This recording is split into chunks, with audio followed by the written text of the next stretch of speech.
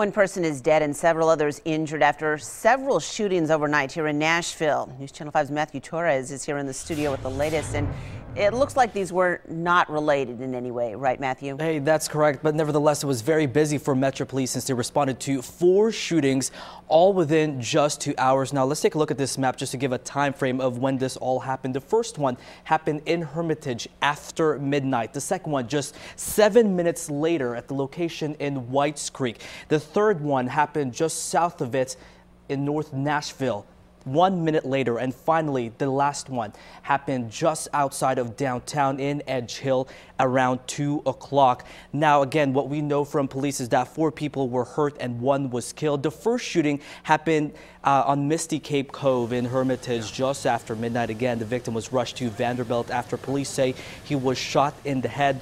We're told they believe it is a home invasion. The second shooting was on Cato Road.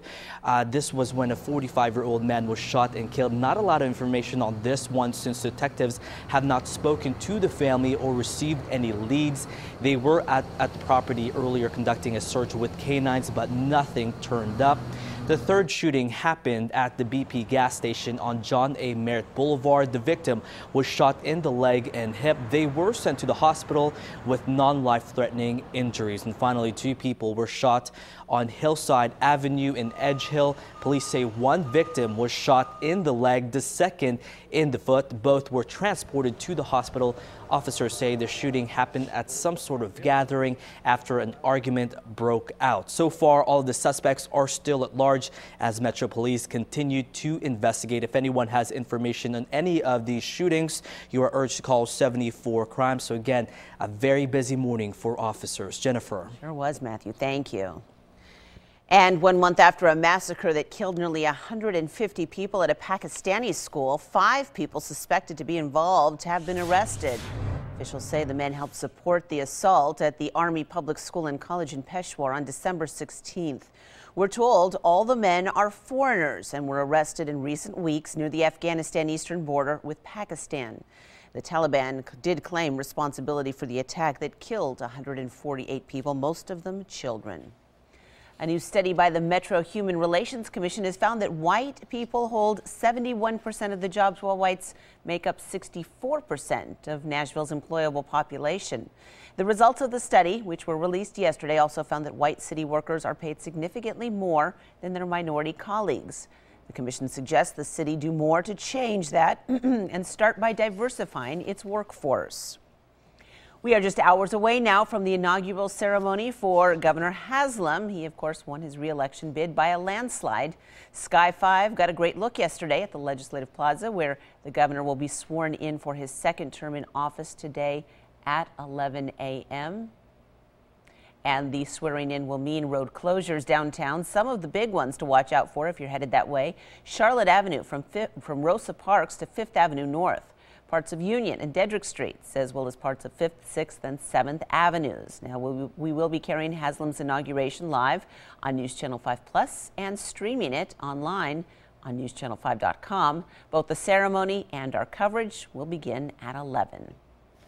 The U.S. Supreme Court has taken a big step in the debate over same-sex marriage. I think that this is the beginning of the end of inequality in America. The High Court says it will decide this year whether same-sex couples across the country have a right to marry under the Constitution. Justices will review a prior federal appeals court ruling that upheld bans on gay marriages in Michigan, Ohio, Kentucky, and here in Tennessee. Supporters say this fight is about more than just wedding vows.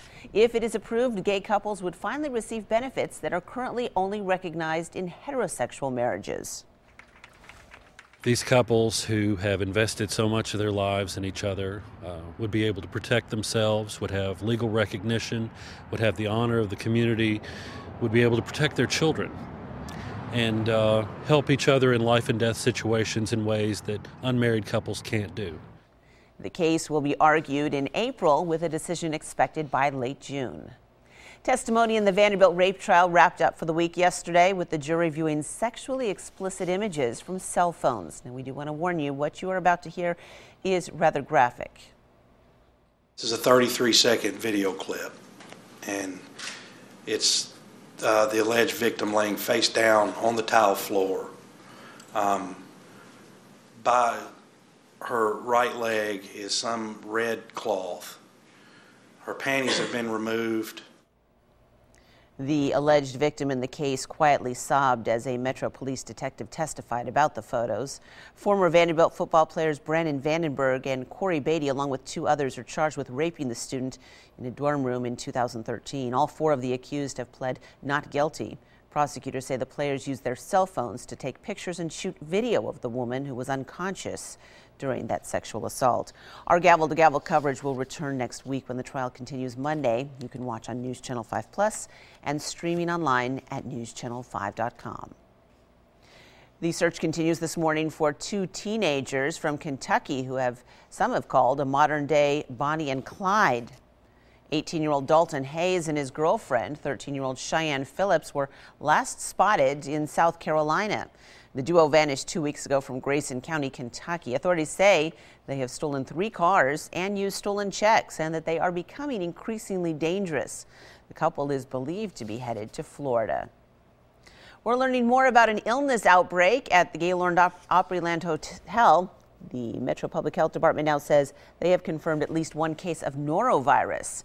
Health Department workers began their investigation at the hotel after an increase in stomach illnesses were reported this week. Health officials say Opryland is now going above and beyond the Health Department's recommended cleaning and disinfecting measures to try to stop the spread of germs. More than 100 dogs are on the mend after one of the largest animal raids in Middle Tennessee. Bedford County Animal Control officers rescued 107 dogs and 3 cats from a home on Courtner Road in Normandy earlier this week. They were starving, freezing, and living in mud and garbage. Their owner, 62-year-old Kelly Grunder, faces 1 animal cruelty charge, but authorities say more charges are likely. The dogs are now being cared for at the Tennessee Walking Horse Celebration site in Shelbyville. The vast majority of these guys were going to live on those chains or live in those kennels until they died. And so now these guys have a brighter future for sure. And most of the dogs should be ready to be adopted in a few weeks. If you'd like more information, contact Bedford County Animal Control at 931-685-1130.